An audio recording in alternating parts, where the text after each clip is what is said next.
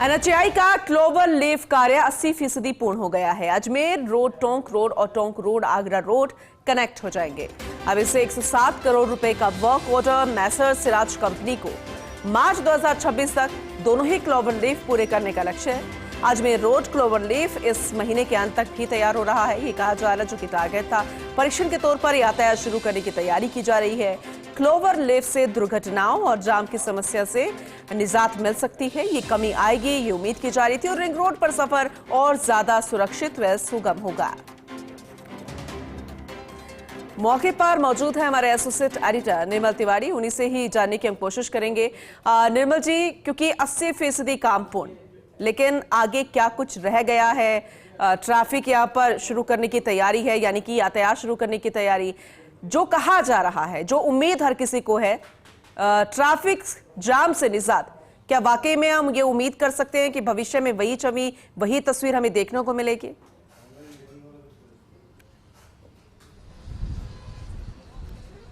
निश्चित तौर पर देखिए पूनम, कहते हैं ना कि किसी भी राज्य या देश का विकास देखना हो तो वहां की सड़कों को देख लीजिए।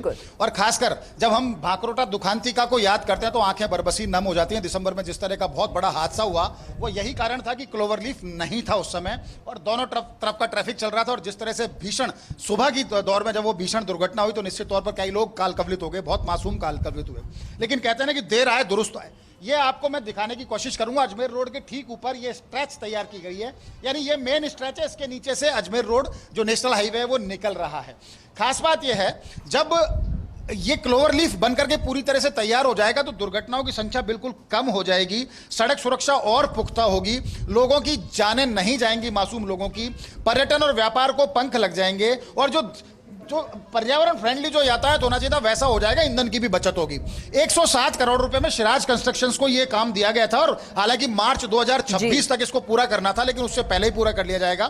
केंद्रीय मंत्री नितिन गडकरी की हम बात करें तो उन्होंने राजस्थान को दिल खोल करके दिया है और यह भी उन्हीं की सौगात है और इसका बहुत बहुआयामी फायदा होगा। लेकिन पहले मैं बताने की कोशिश करूंगा आपको, मेरे ठीक पीछे आप देखेंगे रिंग रोड है जो आगरा रोड और टोंक रोड की तरफ से अजमेर रोड की तरफ आ रहा है। तो इसमें ये जो लीफ आपको नजर आएगी, ये वो लीफ है जब यहां से आगरा रोड और टोंक रोड का जो ट्रैफिक है जिसको जयपुर आना है वो यहां से उतर जाएगा और अजमेर रोड वाला जो ट्रैफिक आ रहा है उसको टोंक रोड या फिर आगरा रोड की तरफ जाना है तो इस क्लोवर लीफ के जरिए जाएगा। जयपुर से जो ट्रैफिक अजमेर की तरफ जा रहा है वो सीधा निकल जाएगा और जिसको टोंक रोड और आगरा रोड की तरफ जा रहा है वो घूम करके इससे निकल जाएगा। यानी कि अब ट्रैफिक में आमना सामना किसी का नहीं होगा, इससे दुर्घटनाओं की संख्या बिल्कुल शून्य हो जाएगी।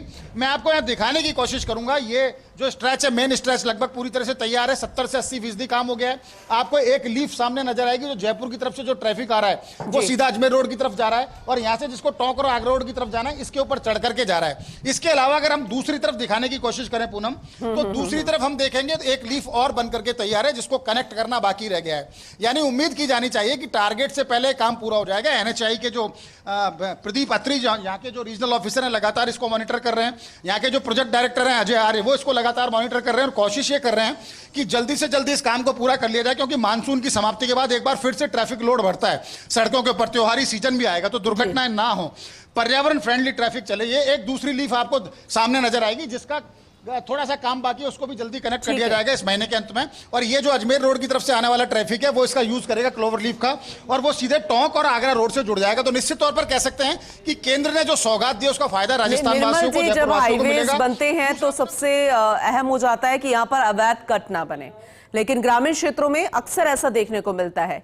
इस क्लोवर लीफ में सबसे मुख्य चुनौती क्या है? क्या ऐसी कोई संभावना यहाँ पर है या फिर कोई अन्य चुनौती है? इस पर भी जरा जानकारी दीजिएगा।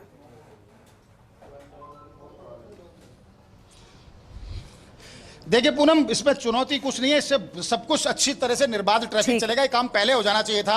अगर जेडीए पहले भूमि अधिग्रहण करके दे देता एनएचएआई को तो ये काम 6 साल पहले हो सकता था, इस तरह की दुर्घटनाएं नहीं होती।